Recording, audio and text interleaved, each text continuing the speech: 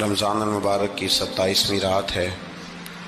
امام اعظم ابو حنیفہ رحمۃ اللہ علیہ سمیت بہت سارے بزرگ یہ فرماتے ہیں کہ یہی لیلۃ القدر کی رات ہوتی ہے۔ اگرچہ وہ اس بات کو طے نہیں کرتے، لیکن فرماتے ہیں یہی اکثر ہم نے اسی مقام پر لیلۃ القدر کو پایا ہے۔ نبی رحمت علیہ الصلوۃ والسلام نے صحابہ کرام علیہم رضوان کے سامنے گزشتہ امتوں کے احوال ذکر فرمائے کہ 1000 سال ان کی عمریں ہوتی تھی، 1500 سال تک وہ زندہ رہتے تھے۔ تو صحابہ کے دلوں میں تجسس پیدا ہوا کہ اگر عمر 1000 سال ہوگی تو نماز بھی تو 1000 سال ہی پڑھیں گے نا، اگر عمر 1500 سال ہوگی تو روزے، عبادتیں، یہ سارے کام بھی تو بڑے زیادہ کرتے ہوں گے۔ تو یہ شوق جب پیدا ہوا تو اللہ کریم نے فرمایا کہ محبوب میں ایک رات دیتا ہوں، لیلۃ القدر خیر من الف شہر، جو رات ایک ہوگی پر 1000 مہینے سے بہتر ہوگی، 1000 مہینے سے۔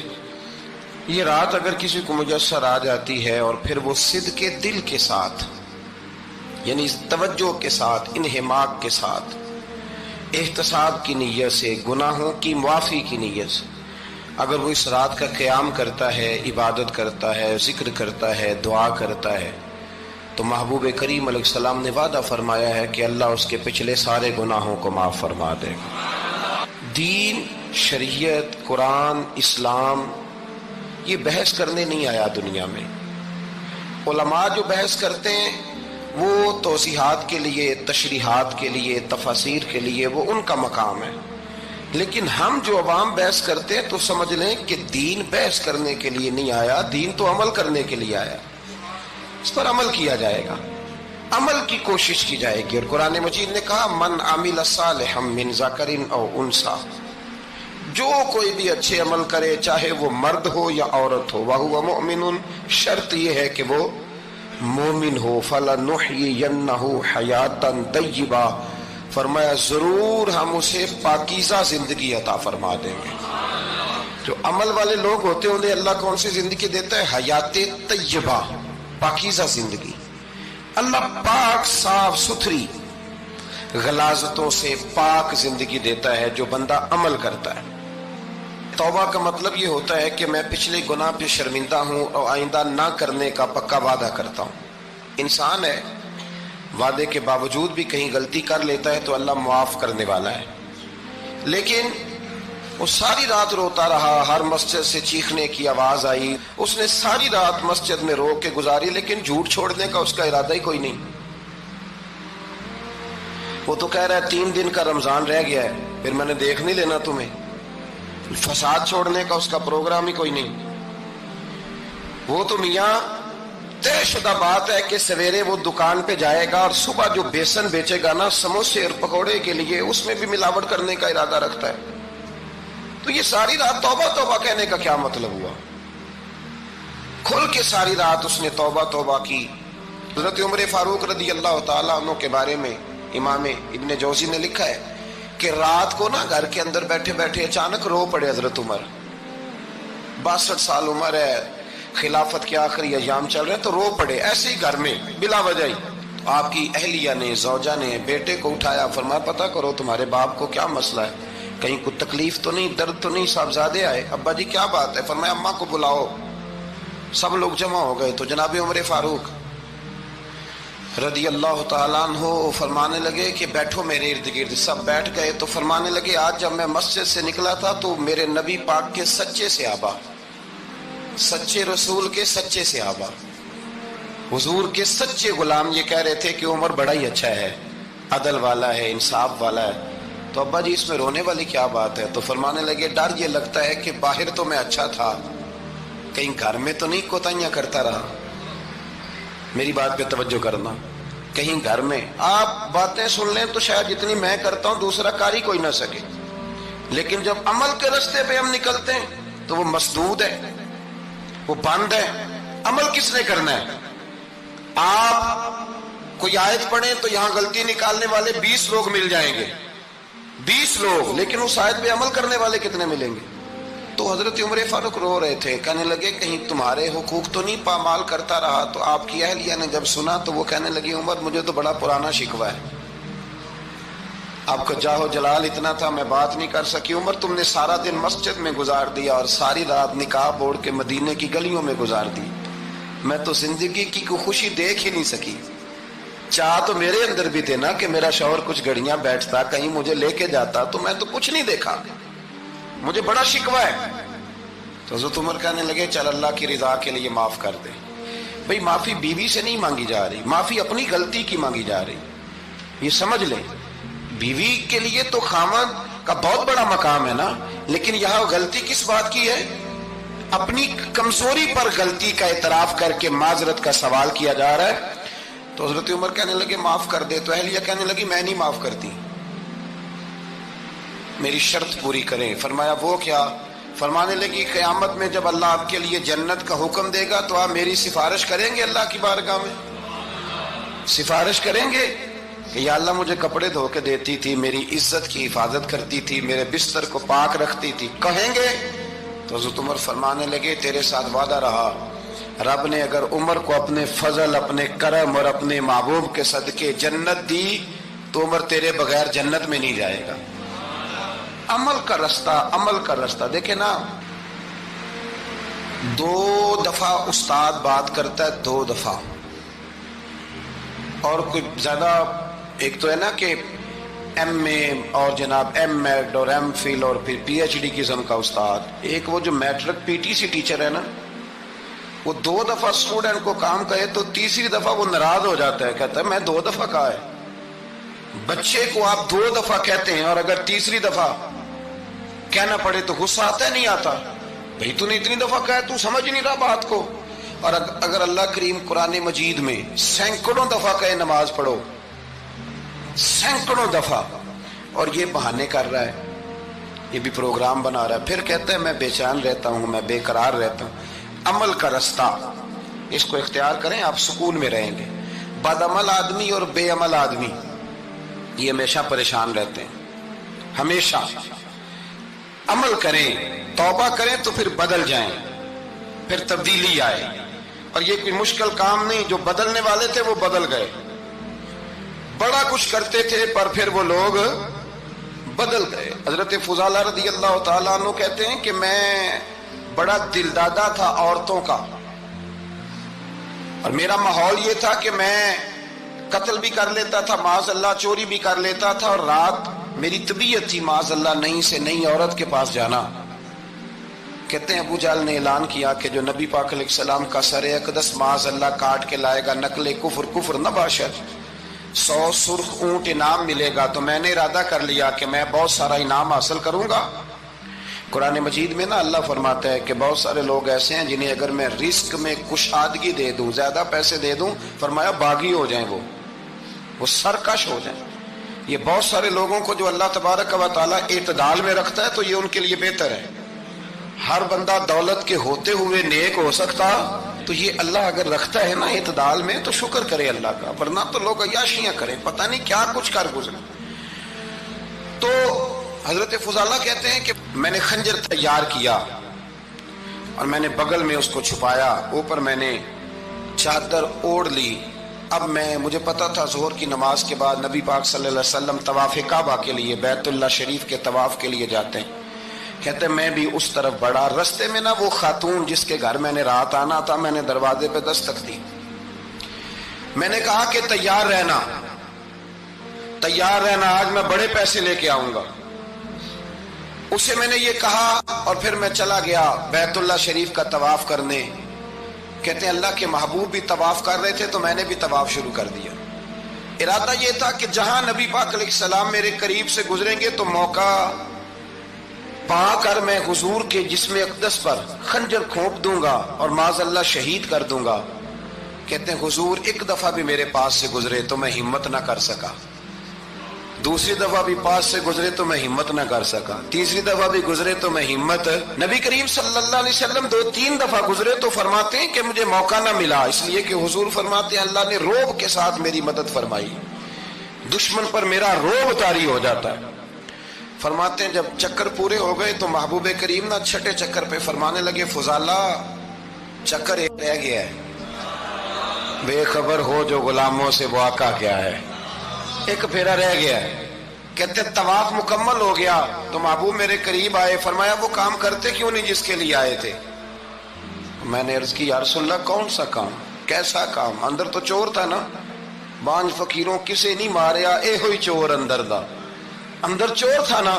کہتے ہیں حضور نے مجھے کندھے سے پکڑ کے ہلایا، فرمایا کرتے کیوں نہیں؟ جب حضور نے ہلایا تو وہ خنجر بھی پیروں میں گرا اور میں بھی رسول اللہ کے پیروں میں گر گیا۔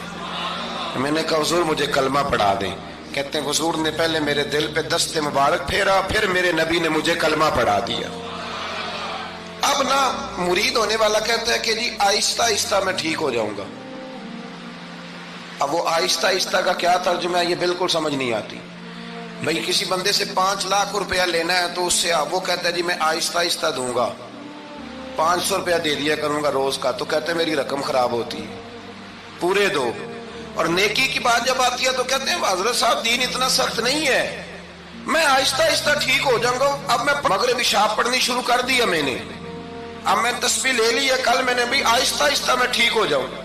یعنی رقم لینی ہو تو وہ آہستہ آہستہ قبول نہیں ہے، لیکن اور مکان کی رجسٹری اگر کرانی ہو تو مالک مکان کہے گے آہستہ آہستہ کرا لو، کہتے ہیں پیسے پورے دیے، سویرے چل اور بیان دے۔ یہ کیا بات ہوئی؟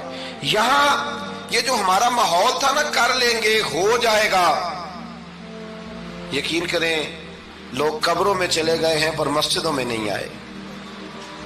ہر کام سے لوگ ریٹائر ہوئے پر گناہوں سے ریٹائر نہیں ہوئے، آخر تک تباہی اتر گئی لیکن لوگ بدلنے کو تیار نہ ہوئے۔ حضرت فضالہ کہتے ہیں ابھی میں نے کلمہ پڑھا، ابھی میں واپس آیا، رستے میں وہ بی بی کھڑی تھی، کہتے ہیں میں وہ شخص تھا کہ عورتیں مرتی تھی میرے اوپر اور کسی کی جرت تھی کہ وہ آئے بائیں شائیں کرے، لیکن فرماتے ہیں میں بی بی کے پاس سے گزر گیا، پہلے تو اس کا خیال تھا رکے گا، لیکن جب میں رکا نہ تو دروازے پہ آئی، اور جب میں گزر گیا تو اس نے آواز دی، لیکن میں نے سنی انسنی کر دی، جب آگے بڑھا تو میرے پیچھے دوڑی۔ فرماتے ہیں مجھے پکڑ کے کہنے لگی فضالہ تجھے کیا ہوا، تو وہی نہیں جو یہاں سے گیا تھا؟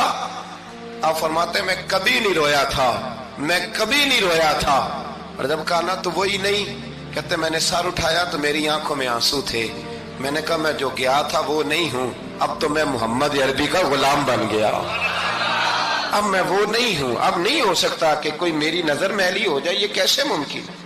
اب نا اسلام کی تعریف ہم نے یہ کی ہے کہ خبردار کوئی ہمارے قریب نہ آئے، ہم کسی کو بات نہیں کرنے دیتے کہ ہم مسلمان ہیں، ہم بات نہیں کرنے دیتے۔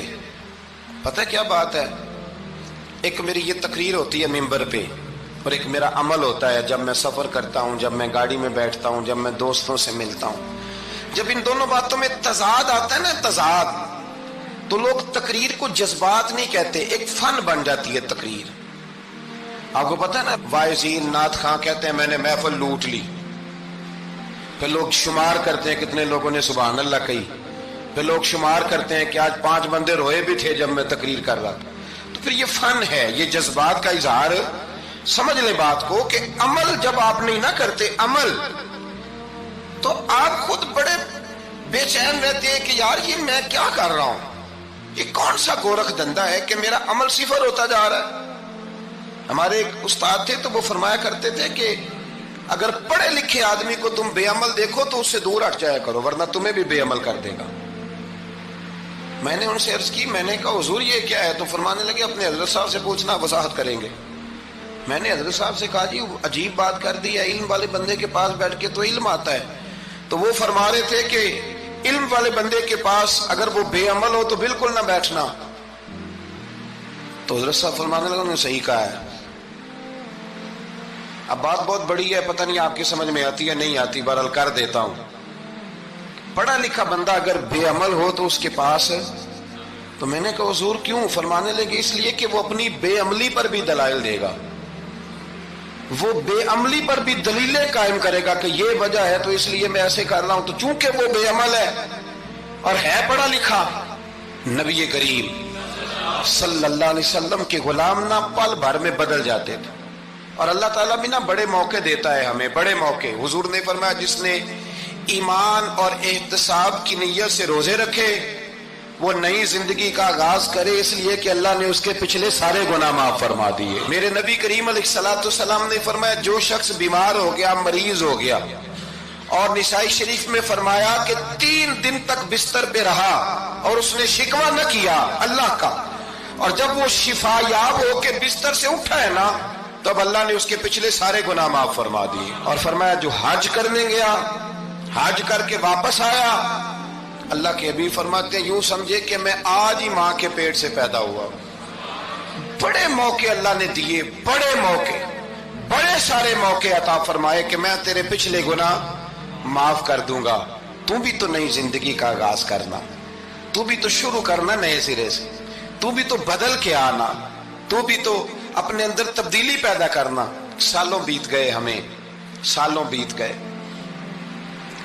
تقریر کرتے، تقریر سنتے، قرآن سنتے، پورا قرآن سنتے، ترجمہ اور تفسیر لوگوں نے پڑھ کے بڑا جگہوں پہ لوگ دلائل دیتے، بات کرتے. کب وہ وقت آئے گا جب ہم عمل کریں گے؟ تھوڑا مجھے سفر کرنا پڑتا ہے، دنیا میں گھومتا رہتا ہوں، تو کچھ چیزیں ایسی ہوتی ہیں جو کبھی کبھی انوکھی ہو جاتی ہیں. میں ایک جگہ پہ تھا تو وہاں 4 5 6 عمرے کے ٹکٹ تھے محفل میں. تو ہمارے آپ کو پتہ ہے نا وہ دلیلوں والے لوگ ہیں، ان بیچاروں کو بھی کوئی دلیل نہیں ملتی. تو ایک صاحب مجھے کہنے لگا جی عمرے کا ٹکٹ دینا جائز ہے قرآن اندازی کر کے؟ میں نے کہا یار چلو جائز ہی رہنے دو، تیری مہربانی، کہ اب اس پہ بھی اعتراض آ گیا ہے. میں نے کہا 100% جائز ہے، کوئی اس میں کوئی ایسی بات نہیں ہے. لیکن اندازی تو شروع ہو گئی جو حدیث میں نہیں آئی، عمرے کے ٹکٹ والی ہے جائز. پر نبی پاک نے جس قرآن اندازی کا کہا تھا وہ کب ہوگی؟ حضور نے فرمایا تمہیں پہلی صف کے ثواب کا پتہ چل جائے تم قرآن اندازی کرو. وہ کس دن کرنی ہے؟ کس مسجد میں ہوتی ہے؟ حضرت عبداللہ ابن مسعود فرماتے ہیں تمہیں پتہ چلے اذان کا ثواب کتنا، تم قرآن اندازی کرو. کب کرنی ہے؟ کون پڑھے گا اذان؟ کون یہ آگے بڑھ کے کام کرے گا؟ بھئی جو قرآن اندازی حدیث میں ہے وہ کب ہوگی؟ یہ تو قرآن اندازی شروع ہو گئی اور ہو رہی ہے. اب تو لوگ جہیز دینے لگے ہیں قرآن اندازی کر کے، یہ ماحول بن گیا. دین عمل کرنے کے لیے آیا ہے. جو حکم میرے نبی پاک کے غلاموں کو ملا انہوں نے عمل کر کے دکھایا، انہوں نے عمل کر کے دکھایا. وہ عمل کے میدان کے لوگ تھے. حضرت ابوبکر صدیق سے زیادہ روایات مروی نہیں ہیں، اگر ڈھونڈنے نکلو گے تو زیادہ قول نہیں ملیں گے ان کے. حضرت عمر فاروق کے زیادہ اقوال، زیادہ ارشادات آپ کو نہیں ملیں گے. حضرت سیدنا عثمان غنی کی زیادہ باتیں آپ کو نہیں ملیں گی. ان کا عمل ملے گا، ان کا کردار ملے گا، ان کا لب و لہجہ ملے گا. زندگی گزارنے میں کیا طریقہ اختیار کیا وہ آپ کو ملے گا. اب تو وہ لوگ رخصت ہو گئے جن کے عمل سے لوگ زندگی پکڑتے تھے، عمل سے، کردار سے. تو عمل کا رستہ کب اختیار کریں گے؟ آگے کب بڑھیں گے؟ میرے رسول کریم صلی اللہ تعالی علیہ وسلم کے غلام عمل کرتے تھے، اور جب عمل کرتے تھے پھر اس کا ریزلٹ آتا تھا. یاد رکھنا ریزلٹ نیتوں کا آتا ہے، ارادوں کا آتا ہے، عمل کا آتا ہے. گفتگو کا ریزلٹ، آپ بڑا اچھا سبق سنا لیں تو پیپر نہ دیں تو پاس ہوں گے کہ فیل؟ آپ تو کہہ رہے تھے وہ مجھے سارا ہی آتا تھا. تو عمل آپ کرتے ہیں تو عمل پر نتیجہ ہوتا ہے، عمل پر. حضرت عبداللہ ابن مبارک رحمت اللہ علیہ کے جو والد تھے نا ان کا نام مبارک تھا. وہ ایک باغ میں رہا کرتے تھے، باغ کی دیکھ بھال کرتے تھے بڑے صاف ستھرے، بڑی ان کی طبیعت میں نکھار تھا. آج مسئلہ ہمارے ملک کا یہ ہے کہ ہمارے ملک میں صرف سیاستدان ہی جو ہے وہ غلط کام نہیں کرتا، یا بہت بڑی انڈسٹری ہو تو وہاں خرابی نہیں ہوتی، بلکہ ریڑھی والے کا بھی اگر ہاتھ پڑ جائے نا تو چھوڑتا وہ بھی کوئی نہیں، الا ماشاءاللہ. وہ بھی جو اچھے آم ہوتے ہیں وہ فرنٹ پہ لگائے ہوتے ہیں، اس نے دکھانے کے لیے اور ہوتے ہیں اور دینے کے لیے اور ہوتے ہیں. اور وہ کہتا ہے کہ یہ بھی تو میں نے بیچنے ہیں نا، تو بھئی اگر یہ بھی بیچنے تھے تو اکٹھے لگانے چاہیے تھے. لیکن معیار ہے نا ہمارا، عمل کا رستہ مسدود ہے. حضرت مبارک جو تھے وہ مالی کے طور پر غریب آدمی تھے تو کام کاج کرتے تھے. تو ایک دن باغ کا مالک آ گیا، اس نے آ کے آپ سے کہا کہ किन्नों का बाग था, उसने कहा कि लाओ एक, किन्नो ला के दिया तो खट्टा था। उसने कहा ये नहीं ठीक, दूसरी दरख्त से लाओ, दूसरे से लाए तो वो भी खट्टा था, तीसरे से लाए वो भी खट्टा था। कहने लगा बेटे कितने साल हो गए तुम्हें? तो फरमाने लगे 10-12 साल। तो कहने लगे तुम्हें अभी भी नहीं पता किस जगह का किन्नो मीठा है, सारे कड़वे लाए हो? तो आप फरमाने लगे आपने मुझे देखभाल के लिए रखा हुआ है, किन्नो चखने के लिए नहीं रखा। मुझसे कसम उठा लें कभी मैंने चखा भी हो तो, इसलिए कि मेरे जिम्मे और काम। बाग का मालिक इतना खुश हुआ कि उसने आजाद भी कर दिया, अपनी बेटी का निकाह भी कर दिया और वो बाग भी आपको तोहफे में ही दे दिया। इनके घर हजरत अब्दुल्ला बिन मुबारक पैदा हुए। इनके वालिद गिरामी कहते हैं कि एक दिन फिर ऐसा हुआ कि मैंने ना बाग बड़ा सजाया, सवारा, मेहनत करी। बादशाह आ गया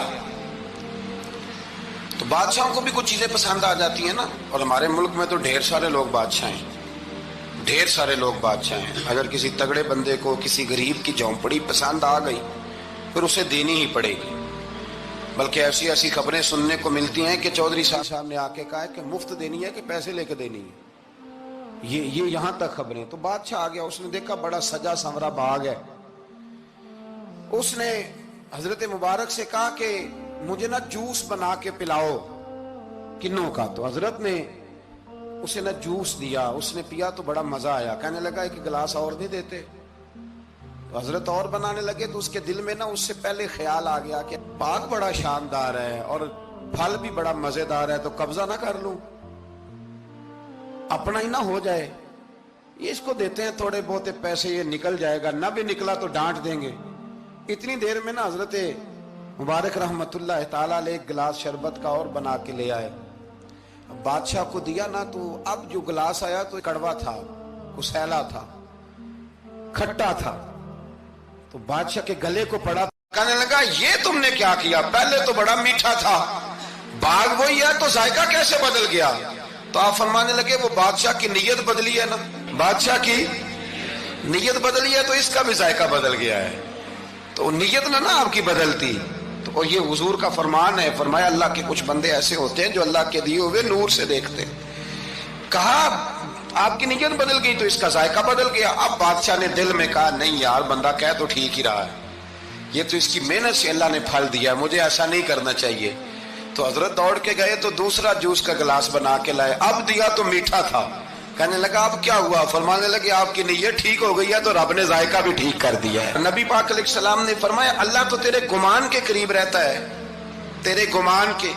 ये मैं बच्चों को ना थोड़े दिन पहले मैं उन्हें कह रहा था दीन में आगे बढ़ने के लिए कोई सियासत ना करना, कोई चक्कर ना चलाना। मैंने चक्कर चलाने वाले लोग हमेशा पीछे रह जाने वाले देखे।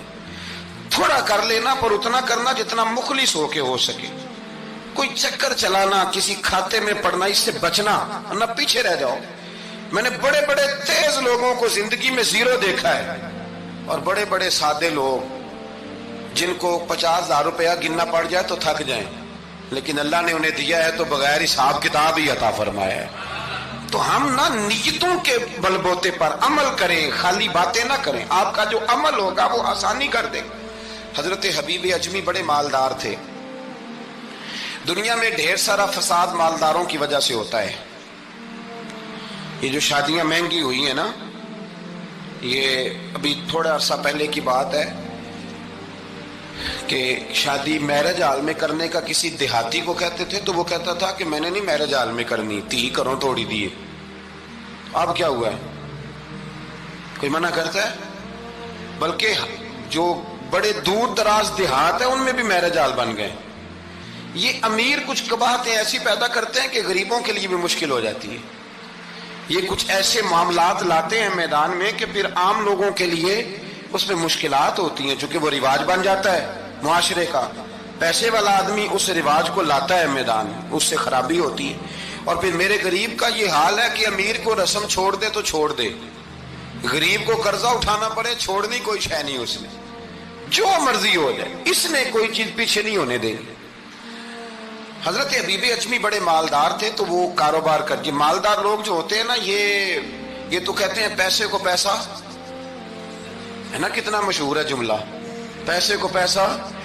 तो ये फिर मार्केट में पैसा फेंकते हैं तो ये पैसा खींचने के लिए पैसा फेंकते हैं, फिर एक दूसरे को कहते हैं तेरी वजह से महंगाई हुई है, तेरी वजह से महंगाई हुई। हालांकि महंगाई किसी की वजह से भी होती किसके लिए? गरीब के लिए। मतलब पेट्रोल महंगा हुआ तो किराया बढ़ गया बस का, लेकिन पेट्रोल सस्ता हुआ तो कभी किराया भी सस्ता हुआ है, उसने उधर ही रहना है। तो महंगाई किस बेचारे के लिए हुई? गरीब के लिए, जिसने घर जाना है ना, इसने घर जाना है। अभी हमारे एक बच्चे ने जाना था तो सफर लंबा था, तो कह रहा था 1000 रुपया मेरे पास है पर किराया 1500 लगता है। अभी भी लोग हिसाब करते हैं और फिर सोचते हैं कि रास्ते में शय कोई नहीं खानी, इसलिए कि फिर किराया कहाँ से दूंगा, मैनेज करके रखते हैं। ये खिदमत होती है ना उलमा की, हुफाज की।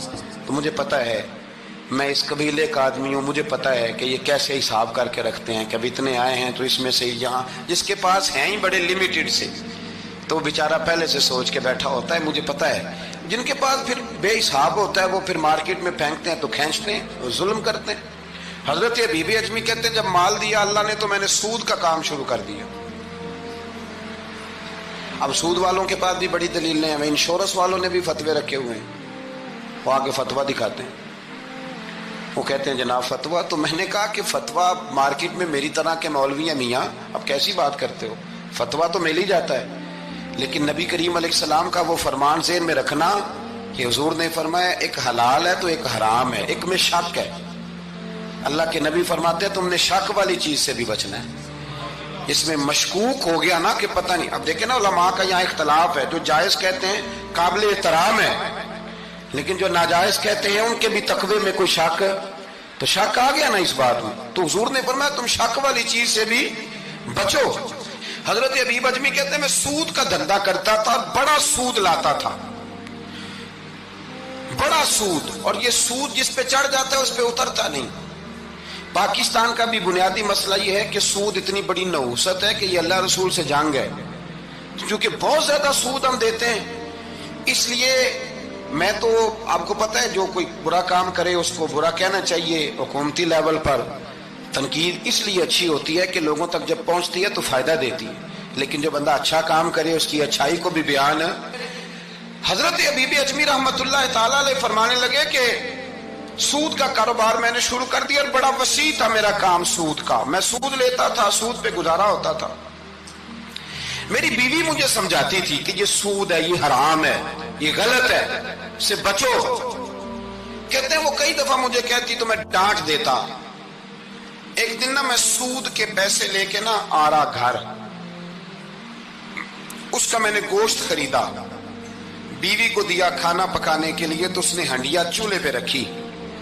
कहते उसने जरा उसके अंदर चमचा जो चलाया हंडिया में, तो वो लाया मैं गोश्त था पर सारे का सारा खून बन गया, खून बन गया सारे का सारा। अल्लाह अकबर। कहते हो मेरी बीवी चीखें मारने लगी और ला के मेरे आगे रखा, कहने लगे ये तेरे सूद के पैसे खून बन गए, आ तुझे भी पिलाऊं और तेरे बच्चों को भी। वो कहते हैं ना कुछ लोग के घर के कोने से चीखने की आवाज आती है तो सारे पीर बुलाए या फर्क कोई नहीं पड़ता। तो मैं कहता हूं फिर गौर कर लो, शायद उस कोने में किसी यतीम के पैसे लग गए हों, किसी बेवा की आहें हों। अगर इस रकम की कोई घर बन जाए ना तो फिर सारी दुनिया के पीर जमा करो तो चीखने की आवाजें बंद नहीं हुआ करती। हजरत बीबी अजमी रहमतुल्लाह ताला अलैह फरमाने लगे कि वो जब बन गया ना खून, तो अब मेरे अंदर ना चोट लगी कि यार अगर दुनिया में अल्लाह ताला मुझे नजारे दिखा रहा है तो आखिरत में मेरा क्या बने। कहते मैं दर्द के साथ बाहर निकला। बच्चे गली में खेल रहे थे, जब उनके करीब से गुजरने लगा ना, तो हम तो कहते हैं ना लोग हसद में बात करते हैं, लेकिन ऐसी बात नहीं है। कुछ शरीर लोग होते हैं जो हसद में बात करते हैं, पर देखना चाहिए कि लोग हमारे बारे में क्या कहते हैं। अंतुम शुहदा अल्लाह फिल अर्द, हुजूर ने फरमाया तुम जमीन पर अल्लाह के गवाह हो। मोमिन जो तुम्हारे बारे में कहे कान लगा के सुनो। लोग तुम्हें क्या कहते हैं, किन लफ्जों से याद करते हैं, जिन लफ्जों से लोग दुनिया में याद करते हैं मरने के बाद भी उन्हीं लफ्जों से याद करेंगे, उन्हीं लफ्जों से। कोई तुम्हारे लिए हाथ उठा के दुआ नहीं करेगा। हाँ, अगर तुमने खैर की होगी तो फिर लोग गलियों से निकल निकल के आएंगे, फिर लोग रोएंगे कि बंदा बड़ा था। तो हबीब अजमी कहते मैं बाहर निकला तो बच्चे खेल रहे थे, तो एक बच्चा उनमें से कहने लगा पीछे हट जाओ, पीछे हट जाओ, बड़ा जालिम है, बहुत बड़ा सूदखोर है। छोटा बच्चा ایسا نہ ہو کہ اس کے پیروں سے مٹی اڑے اور ہمارے کپڑوں پہ پڑ جائے تو ہمیں بھی نحوست ملے. چھوڑو سودیا ہے. کہتے ہیں میرے دل پہ اور چوٹ لگی. میں نے کہا یا اللہ تیری چھوٹی چھوٹی مخلوق بھی مجھ سے نفرت کرتی. یہ بچے تک کہتے ہیں کہ میں اس طرح کا ہوں. بچے فرمانے لگے. میں وہاں سے سیدھا حضرت حسن بصری کے پاس گیا. میں نے کہا حضور مجھے توبہ کرا دیں. یہ پتہ ہے اللہ والوں کے پاس لوگ کیوں جا کے توبہ کرتے تھے, مرید ہوتے تھے؟ اس لیے کہ توبہ پہ قائم رہنا بڑا مشکل ہوتا ہے. کوئی ایسا بندہ ہونا چاہیے جو ہمیں توبہ پہ قائم رکھے, جو روز ہمیں نصیحت کرے. دیکھیں نا, ہمارے سینئر ہوتے ہیں ہر فیلڈ میں. اگر کہیں ہم الجھ جاتے ہیں تو اپنے سینئر سے بات کرتے ہیں. تقوی کے پرہیزگاری کے راستے میں بھی ہمارا کوئی سینئر ہونا چاہیے تاکہ وہ ہمیں بتائے کہ پرہیز کہاں کرنی ہے, دوائی کیسے کھانی ہے اور آگے کیسے بڑھنا ہے. فرمانے لگے میں حضرت حسن بصری کے پاس گیا, توبہ کی, معافی مانگی, گڑ گڑایا, بڑا رویا. تو خواجہ حسن بصری نے مجھے توبہ کرائی. میں نے پکا ارادہ کیا کہ مر جاؤں گا پر حرام کا پیسہ نہیں کھاؤں گا. مر جاؤں گا, حرام کا لقمہ نہیں کھاؤں گا. ویسے بھی ہم زیادہ کھا نہیں سکتے, یہ وارثوں کا مال ہوتا ہے, ہمارا تھوڑی ہوتا ہے. ہم کسی کے مال کے محافظ بنے رہتے ہیں اور کھائے گا کوئی اور حساب دے گا. اور جہاں تک بچوں کا معاملہ ہے نا, بچے اچھے ہوں نا تو پیسے بانی جاتے ہیں, اور بچے نالائق نکل آئیں تو جو ہوں وہ بھی اجڑ جاتے ہیں. تو اس لیے محنت تربیت پر ہونی چاہیے, نہ کہ بینک بیلنس پر ہونی چاہیے. حضرت حبیب اجمی کہتے ہیں واپس آیا سچی توبہ کر کے, ایک لقمہ حرام نہیں کبھی لوں گا. ابھی وہ بچے وہیں کھیل رہے تھے جن کے پاس سے میں گزر کے گیا تھا. کہتے ہیں واپس آیا تو وہیں کھڑے تھے.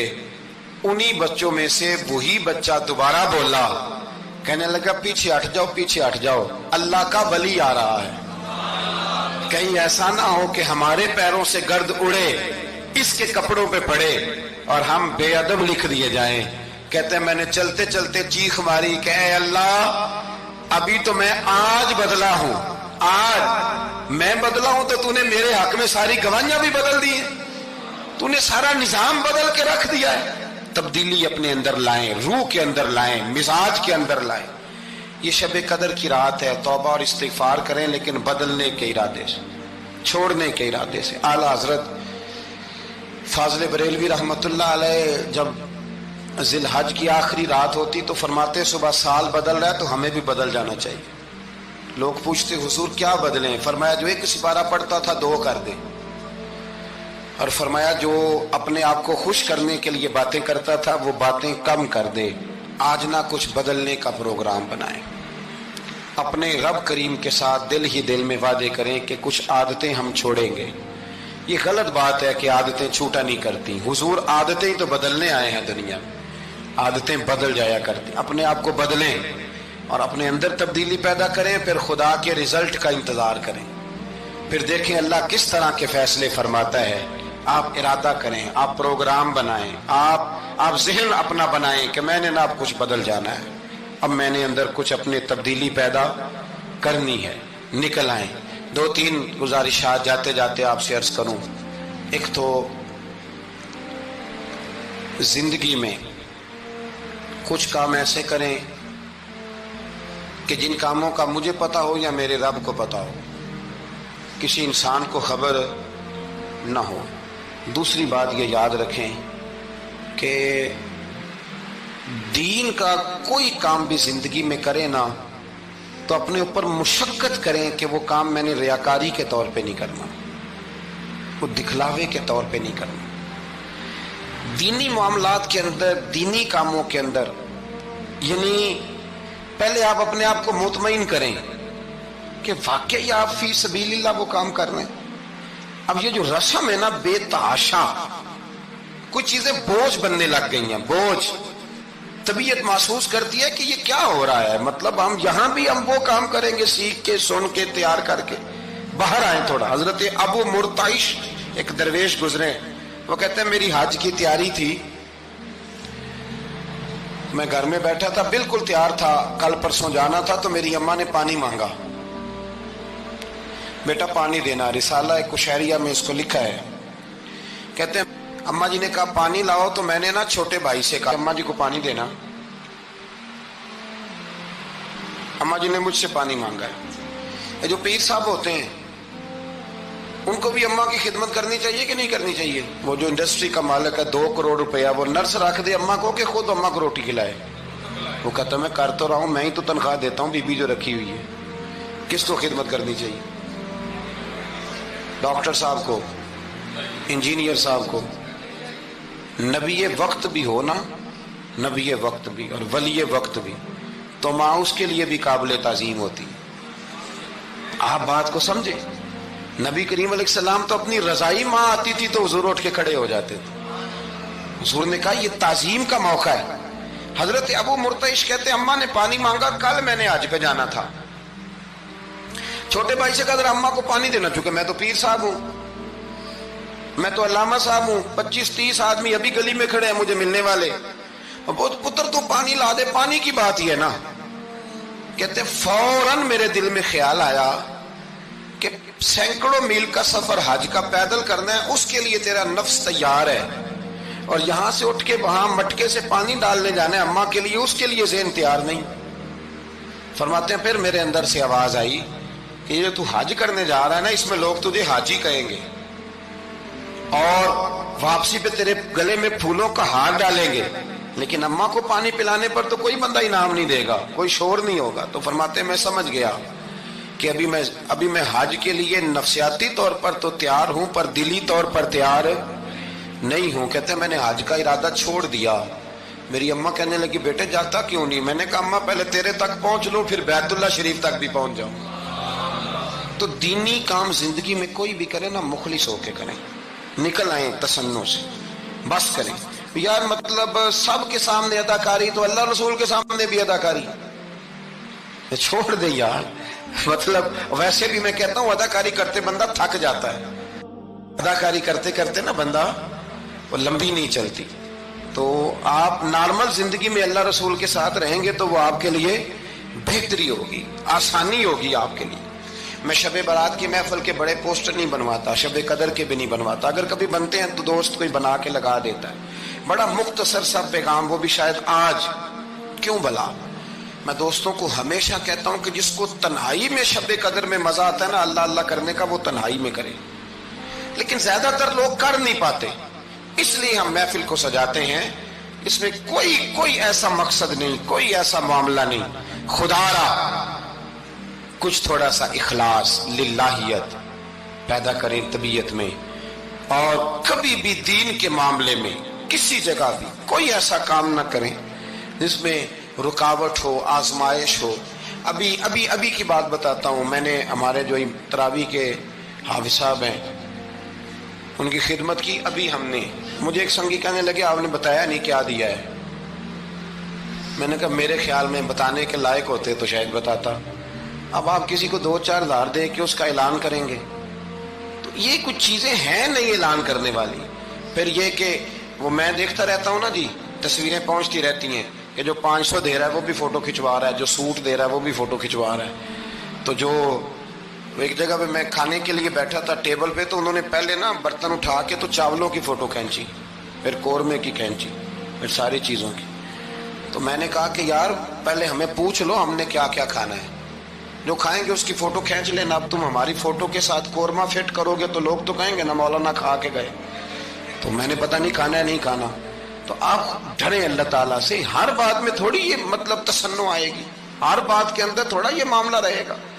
تو تیسری گزارش جو بڑی ضروری اور بڑی اہم ہے، دنیا میں جو چیز اس وقت سب سے زیادہ پریشانی کا شکار ہے وہ دینی اقدار ہیں۔ ہر شعبے میں تیزی سے کام ہو رہا ہے، تیزی سے، اور دینی اقدار کو لوگ پیچھے کرتے جا رہے ہیں۔ کئی بہانے ہیں لوگوں کے پاس، کہتے ہیں مولوی لڑتے بڑا ہے تو ہم کدھر جائیں؟ تو میں کہتا ہوں کون سا مولوی کہتا ہے شراب پیو؟